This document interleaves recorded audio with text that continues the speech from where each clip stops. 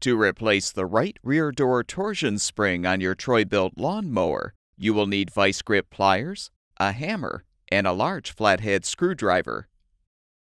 Your first step is to remove the grass bag, if applicable. Now lift up the rear door and place the vice grip pliers on the pivot rod. You can use the hammer to strike the pliers to slide the pivot rod out through the right side of the rear axle support. With the end of the rod accessible, you can use the pliers to fully remove the rod.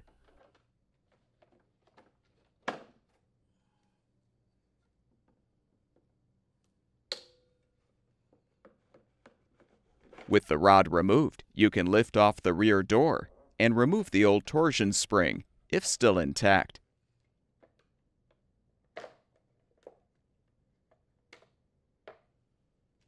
To install the new torsion spring, insert it into the slot in the door and rotate counterclockwise to seat it.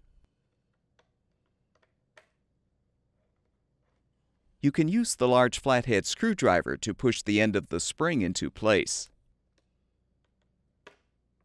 Now realign the door on the axle support, making sure the end of the springs are positioned on the outside edge of the support.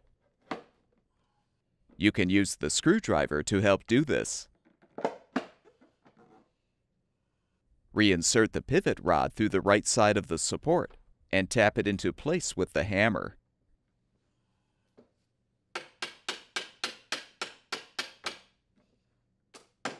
You may need to use the screwdriver to help fully seat the rod.